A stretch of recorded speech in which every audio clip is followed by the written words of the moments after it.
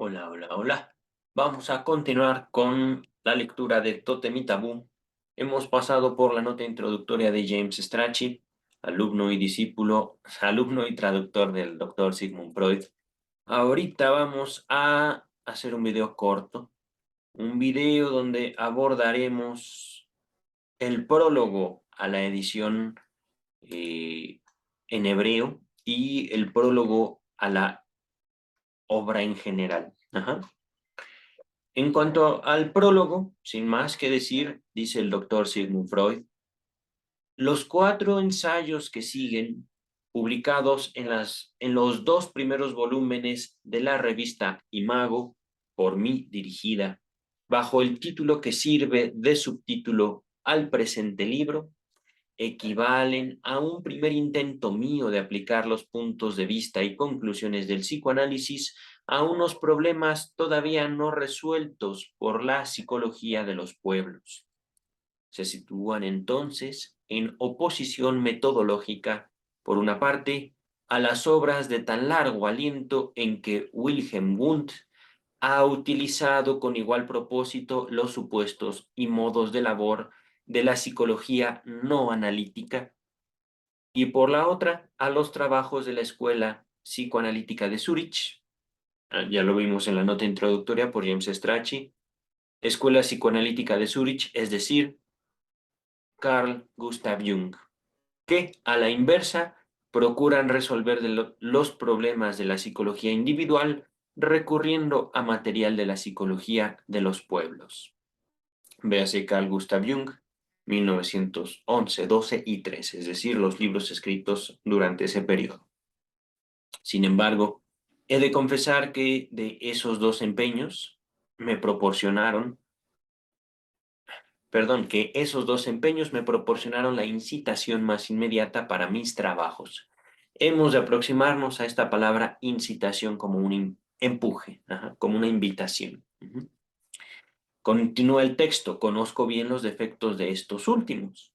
No me referiré a los que proceden del carácter primerizo de estas indagaciones, pero otros requieren algunas palabras introductorias. Los cuatro ensayos aquí reunidos reclaman el interés de un vasto público culto. En cuanto a verdad, solo pueden ser entendidos y apreciados por las pocas personas para quienes el psicoanálisis en su peculiaridad ya no es ajeno. Es decir, este libro está dedicado a psicoanalistas, pero, aquí vamos a encontrar el primer gran obstáculo. Este comentario lo hago y justamente también eh, basado, apoyado, cimentado en observaciones y que puedo hacer, señalar, apuntar al respecto tanto del psicoanálisis como de la psicología del año 2022. 2022, estoy grabando este video en ya octubre del año 2022. Repito,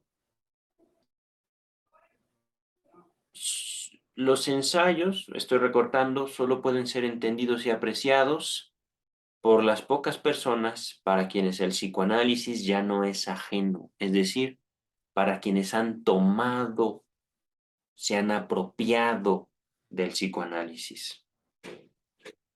Este texto fue escrito por el doctor Freud para sus alumnos, para aquellas personas interesadas en su obra, en su técnica, en su sistema de pensamiento. En otras palabras, para un pequeño grupo. Ajá. Para el año 2022, de acuerdo a mi propia experiencia, el psicoanálisis ha sido descartado por la comunidad científica, no por su eh, valor, no por el valor intrínseco de la técnica, del conocimiento aportado por el psicoanálisis sobre un objeto de estudio en particular. Ajá.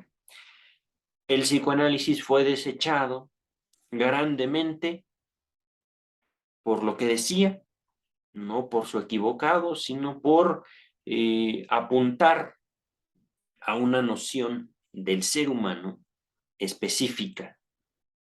Soy muy directo: sexualidad infantil.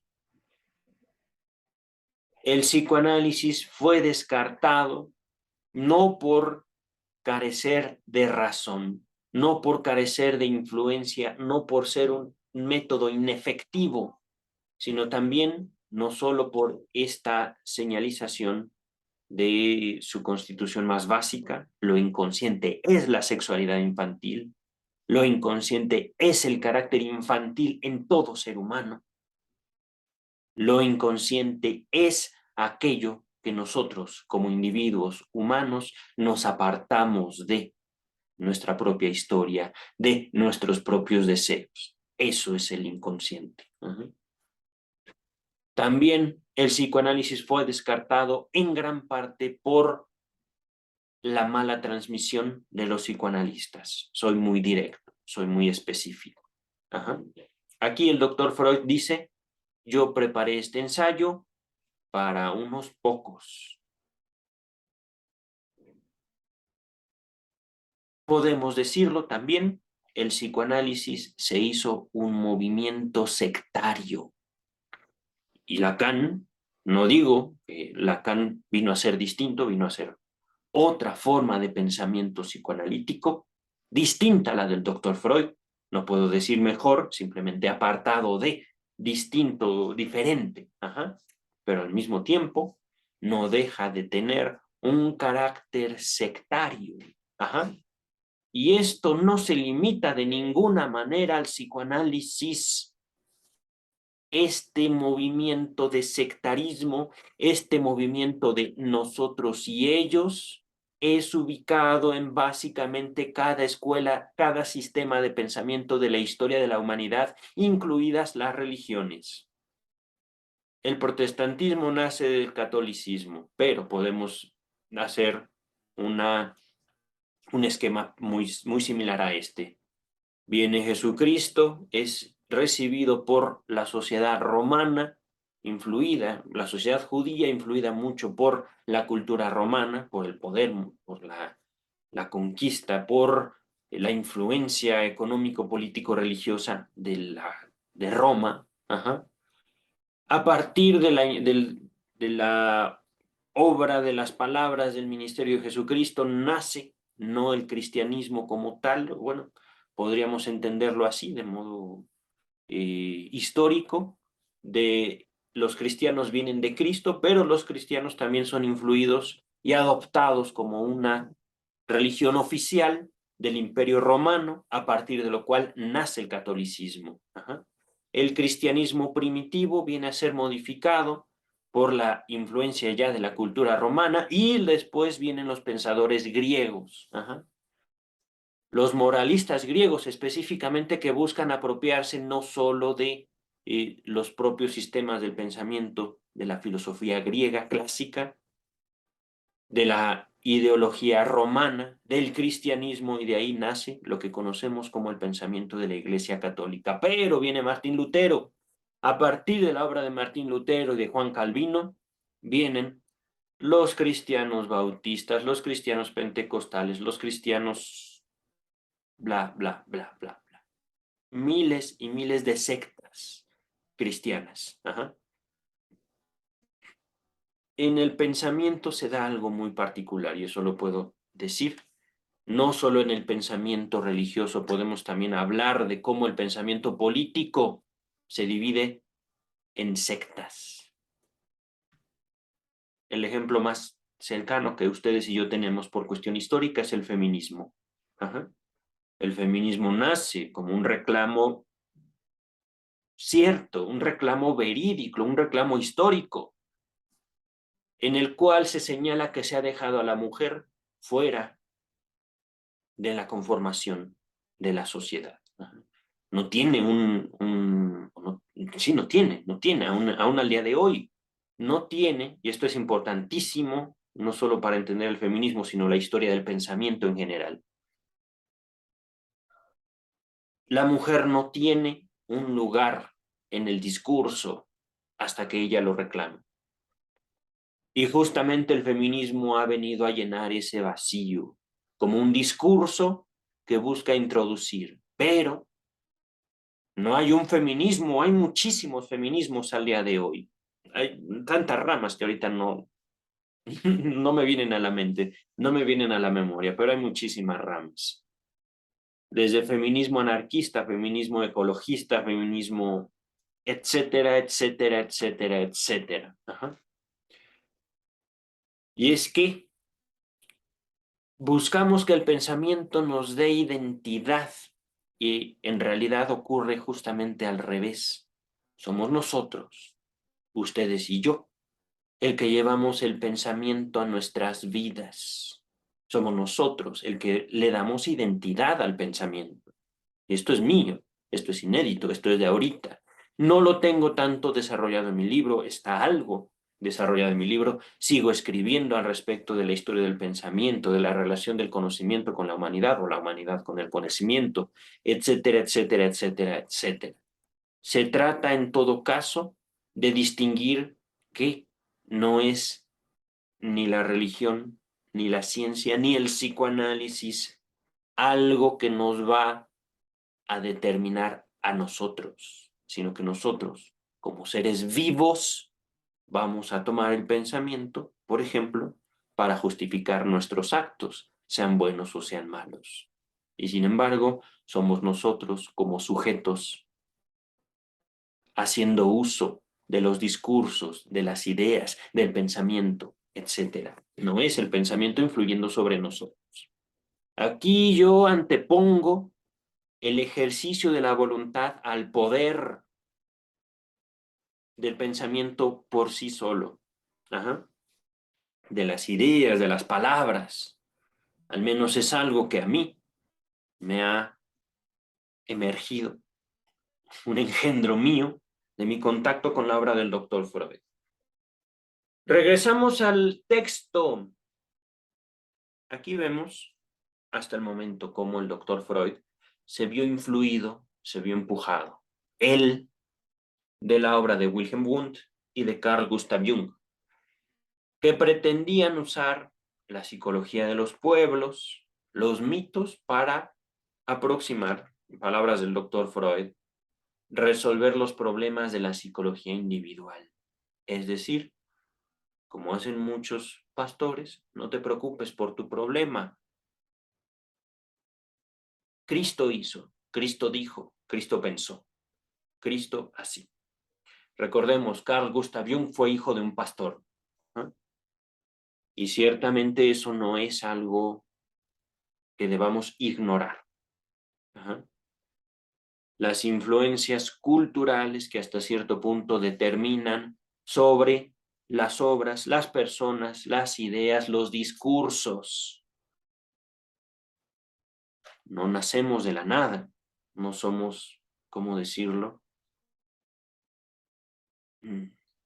Hijos del azar, sino que somos nosotros, guiados por nuestro criterio, nuestra capacidad de adaptarnos, nuestra capacidad de aprender y de apropiarnos de los discursos, hacedores, nos guste o no, de nuestro ahora.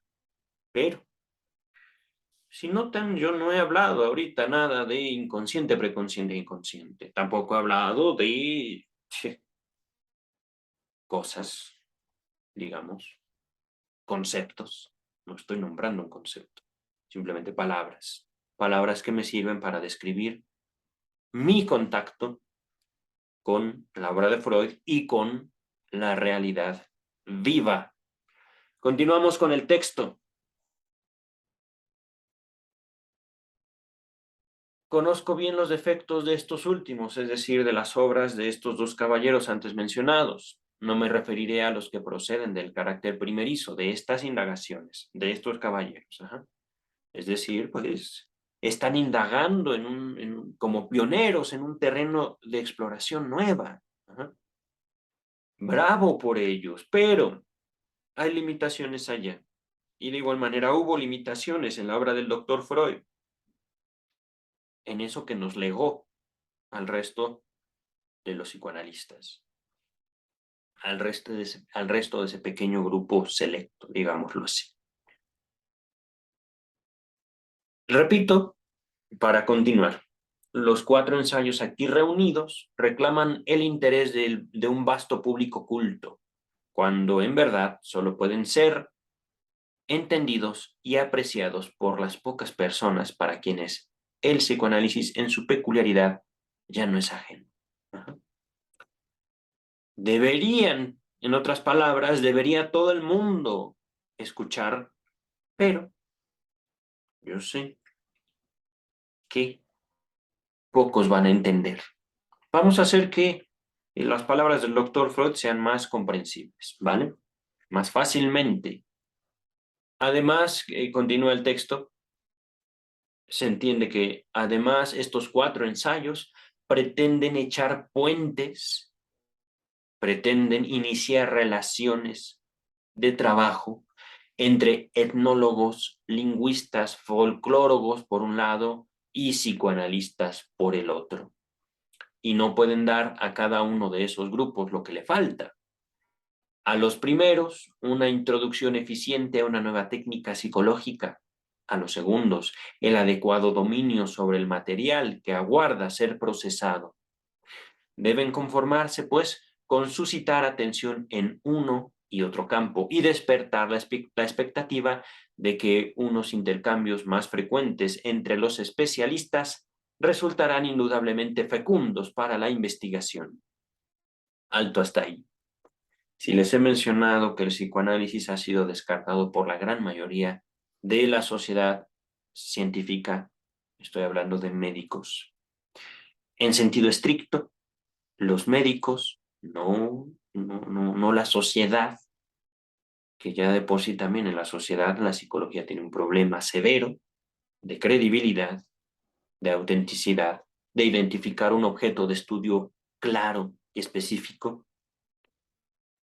La sociedad científica, médica, quien es justamente la encargada de velar por el resguardo de lo que la misma sociedad médica llama salud mental, descarta enormemente los métodos, técnicas, procedimientos psicológicos por no poder ubicar un objetivo en concreto entre todos los métodos psicológicos. Y aquí, por supuesto, debo señalarlo, este comentario lo hago conforme mi experiencia, conforme mi contacto con la sociedad científica, con la sociedad médica. Aproximarnos al problema de la salud mental.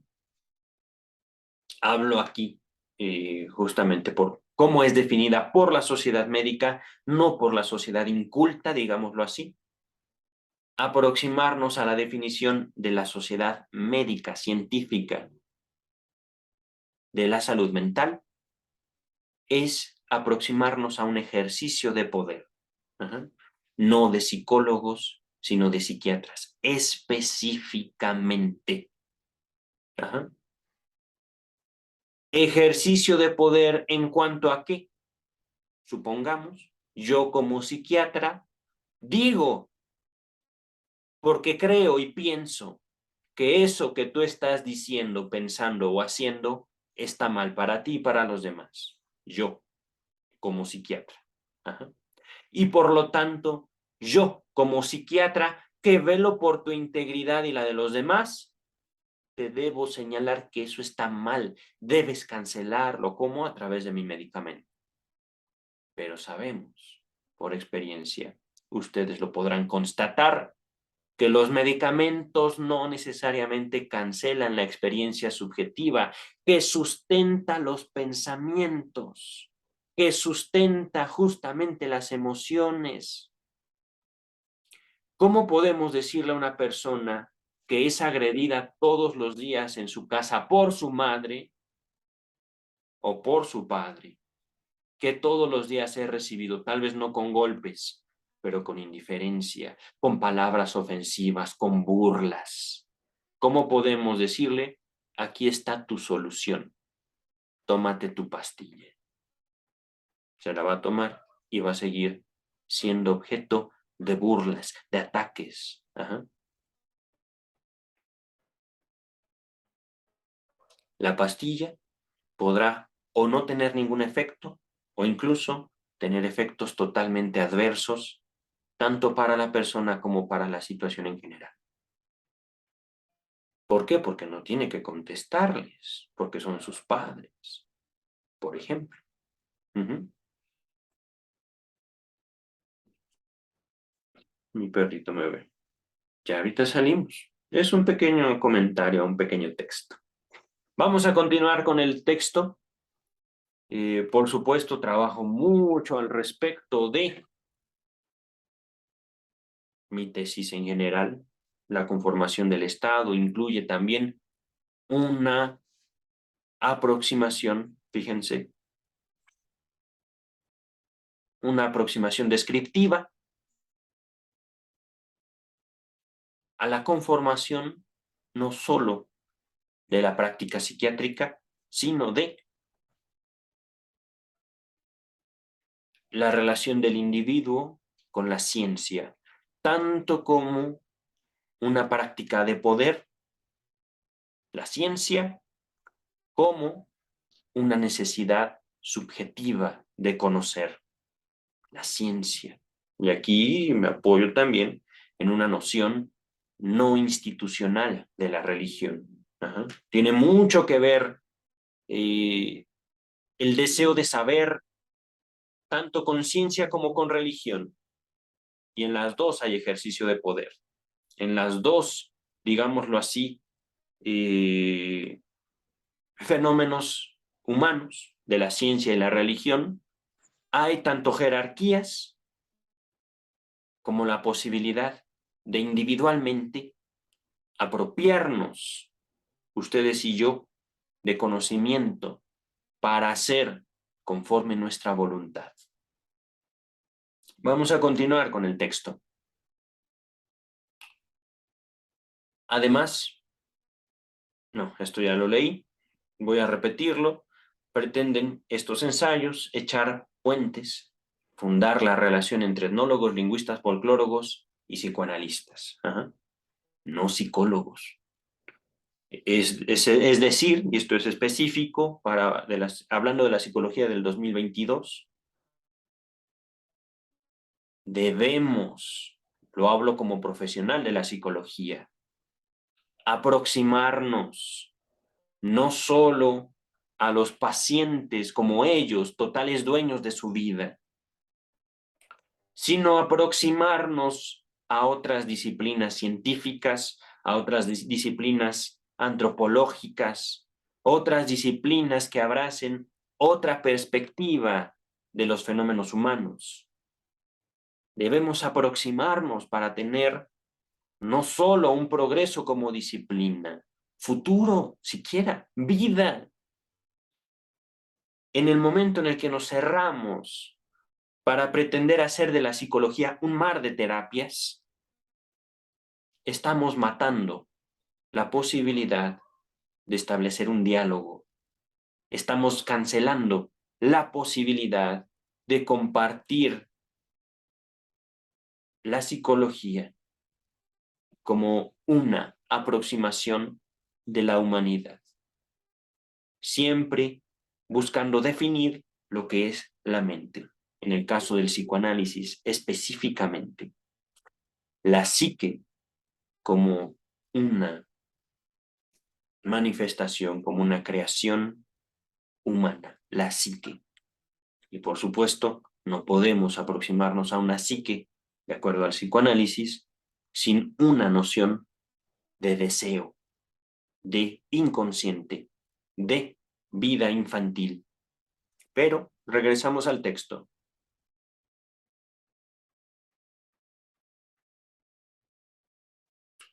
Deben conformarse, me supongo que se refiere a estos ensayos, pues con suscitar atención en uno u otro campo y despertar la expectativa de que unos intercambios más frecuentes entre los especialistas resultarán indudablemente fecundos para la investigación. Los dos temas principales que dan su nombre a este pequeño libro, Tótem y Tabú, no están tratados de igual manera. El análisis del tabú se presenta como un ensayo de solución acabado y cierto, que agota el problema. La indagación sobre el totemismo se limita a declarar: he aquí lo que el abordaje psicoanalítico es capaz de aportar por el momento a fin de esclarecer los problemas relativos al tótem. Ya lo veremos. Esto es simplemente la introducción, el prólogo. Continúa el texto. Esa diferencia se debe a que el tabú, en verdad, sigue existiendo en nosotros, aunque en versión negativa y dirigido a contenidos diferentes. No es otra cosa por su naturaleza psicológica que el, entre comillas, imperativo categórico de Kant, Emmanuel Kant, ¿vale? Continúa el texto, que pretende regir de una manera compulsiva y desautoriza cualquier motivación consciente. Es decir, matar, por ejemplo, matar está mal. No importa si el asesino está a punto de atropellar a tu hijo, a tu hija. No lo mates. No importa si no hay otra solución. Matar está mal y no debes de matar. Por ponerles un ejemplo, podríamos hablar de matar, podríamos hablar de mentir, podríamos hablar de etcétera. Básicamente, imperativo categórico, es decir, no, porque no. Punto. Y estoy diciendo groseramente, ¿cómo decirlo? Estoy resumiendo groseramente a Kant. Lo sé, no me importa. Si quieren ustedes estudiar a Kant, pues adelante, sean filósofos, no que sea algo malo, pero nos podemos aproximar así, simplemente, son palabras. Ajá. Yo no soy Kant, Freud tampoco es Kant, yo no soy Freud, ustedes no espero que sean yo espero que ustedes sean ustedes, ¿vale? Continuamos con el texto. El totemismo, en cambio, es una institución religiosa y social enajenada de nuestro sentir actual, es decir, separada de nuestro sentir actual. Recordemos Freud hablando de sociedad europea del año 2003, digo, 1913. Yo viví el 2013, por eso disculpen mi error, mi lapsus. Continúa el texto. Qué vivía yo en el 2013? ¿Ya me había divorciado? No me acuerdo. No, no es cierto. No, sí. Sí, ya. No me acuerdo. Sí, sí, sí, yo estaba casado todavía para el 2013. Pero regresemos al texto. Basta de indiscreciones mías. A ver, repito, el totemismo, en cambio, es una institución religiosa y social enajenada o separada de nuestro sentir actual. En realidad, hace mucho tiempo caducada y sustituida por formas más nuevas de institución religiosa y social. Ajá. Y si en la vida de los actuales pueblos de cultura ha dejado apenas ínfimas huellas en su religión, repito, el totemismo en la religión, sus usos y costumbres. Religión, usos y costumbres, ¿vale? El totemismo, es decir, el totemismo como el papá, el abuelito de la religión que ustedes y yo conocemos. Continúa el texto. También debe de haber experimentado grandes mudanzas en los mismos pueblos en que en nuestros días la profesan, es decir, así como podemos hablar de una historia de la religión, cualquiera que ésta sea, judaísmo, cristianismo, islamismo, no sé si así se dice. Ha habido una evolución, ha habido justamente formaciones de nuevas aproximaciones, interpretaciones, apropiaciones del discurso religioso, cualquiera que ésta sea. Seguramente podemos hablar de evolución del totemismo. No es necesario dar cuenta de eso, podemos simplemente pensarlo. Continúa el texto. ¿Ah? el progreso social y técnico de la historia humana ha socavado mucho menos al tabú que al tótem. Ah, hablando de tabú, estoy pensando mucho en el crimen, yo. Ujú. Es decir, el tabú como una forma de señalar los límites deseables, tanto en el pensamiento como en la palabra y en el acto. No toques esto porque es tabú.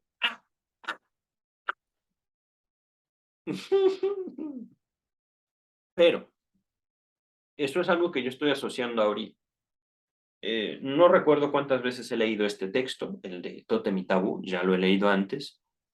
Ciertamente puedo decir que me influyó, me incitó para escribir mi propio libro, Sexualidad Infantil y Crimen, Psicoanálisis del Estado, volumen 1. Lo pueden encontrar con ese título en Amazon. No se preocupen por poner sexualidad infantil en Amazon, les van a aparecer textos científicos en su mayoría y alguno que otro, ¿cómo decirlo? Para presentarle a los niños, digamos, la introducción a esa relación que tienen con su propio cuerpo. Algunos libros infantiles al respecto de sexualidad humana. Uh-huh. Vamos a continuar y estamos a un párrafo de finalizar este primer prólogo. Viene otro de la edición en hebreo que lo voy a compartir ahorita. Permítanme.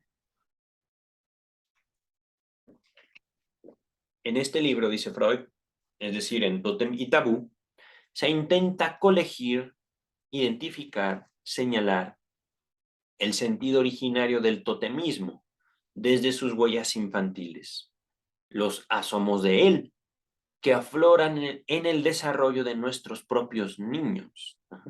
Es decir, en el totemismo hay algo infantil y vamos a ver qué es. Algo que vivió y vive en ustedes y en mí. Y, por supuesto, en nuestros más pequeños, en nuestros niños, nuestros hijos, sobrinos, etc. Continúa el texto. La conexión estrecha entre tótem y tabú indica a la hipótesis aquí sustentada los caminos a seguir.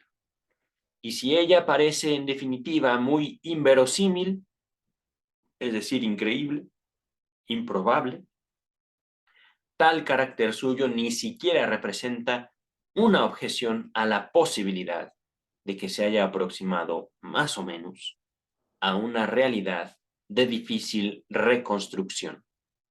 Roma, septiembre de 1913. Por un momento pensé que había dicho 2013, pero no, me he equivocado.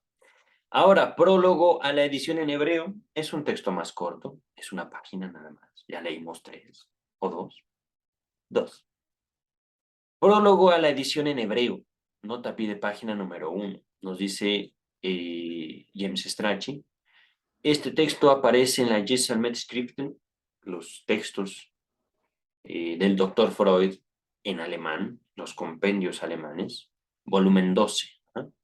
En 1934, donde este prólogo fue publicado por primera vez. Se consignaba que la traducción al hebreo sería dada a la estampa en Jerusalén por Stiebel, no sé quién sea él, S-T-Y-B grande, B labial, E-L, Stiebel. Stiebel. En realidad, esa traducción solo apareció en 1939, publicada por Kirjat Sefer, con Z, Sefer. Ajá. Bueno, cosas que quería decir Strachey. Continuamos con Freud, ¿vale? Ninguno de los lectores, ninguno de los lectores de este libro podrá ponerse con facilidad en la situación afectiva del autor. Quien no comprende la lengua sagrada se ha enajenado por completo de la religión paterna como de cualquier otra, eso dice él, eso dice, o eso escribió, continúa el texto. No puede simpatizar con ideales nacionalistas y sin embargo nunca ha desmentido la pertenencia a su pueblo. Siente su especificidad de judío y no abriga deseos de cambiarla.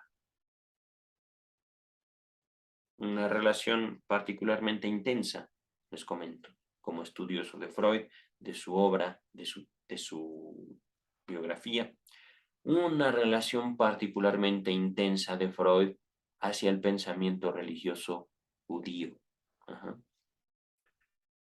Y de ahí, por supuesto, no un rechazo, sino una aproximación siempre a distancia, una apreciación respetuosa al pensamiento religioso en su conjunto, porque tiene mucho que ver como fuente, digámoslo así, de lo que el mismo doctor Freud denominó la sexualidad infantil. Ajá. Las primitivas aproximaciones del ser humano, tanto individual, filogenética, como cultural o ontológicamente, a la vida. Ajá. Continúo con el texto. Si se le preguntara, es decir, el doctor Freud está lanzándose una pregunta. ¿Qué te queda entonces de judío si has resignado todas esas relaciones de comunidad con tus compatriotas?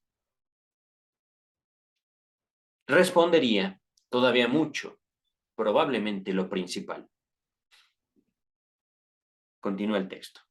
Pero en el presente no podría verter eso esencial con palabras claras. Es seguro que alguna vez lo conseguirá una intelección científica. Para un autor así, es de particularísima vivencia que su libro se traduzca en la lengua hebraica, es decir, hebreo, lengua de judíos. Ajá. Y se ponga en manos de lectores que tienen a ese idioma histórico como lengua viva. Y que esto se haga con un libro que trata sobre el origen de la religión y la moralidad, aunque es ajeno a puntos de vista judíos y no establece restricción alguna en beneficio del judaísmo. Pero el autor espera coincidir con sus lectores en el convencimiento de que la ciencia sin prejuicios no puede permanecer fuera del espíritu del nuevo judaísmo. Viena, diciembre de 1930. Empiezo este texto con mucha emoción, les soy sincero. Voy a releer mi propio libro, porque hay mucho, pero mucho, ¿cómo decirlo? Aquí es como si el doctor Freud ya nos hubiera puesto de antemano su postura. No la practico la religión, pero está en mi sangre. Es quien soy, a pesar de que yo no me ligo con otros para hacer lo que ellos hacen. Ajá. Y sin embargo, en esta introducción, en este comentario que les he dado, podemos ver también cómo al mismo doctor Freud puede ser que se haya apartado del judaísmo, pero él formó su séquito. Él formó su propio grupo ideológico. Él pudo hacer, y esto justamente, no sin el judaísmo que corría en su sangre, una familia que comparten lazos a veces más fuertes que la sangre misma. Con este comentario voy a finalizar la lectura de los prólogos. Viene un capítulo extenso y con un título, que a ver si no me lo censuran en YouTube. El horror al incesto. Capítulo 1 de Tótem y Tabú, pero eso para el próximo video. Cuídense mucho. Bye.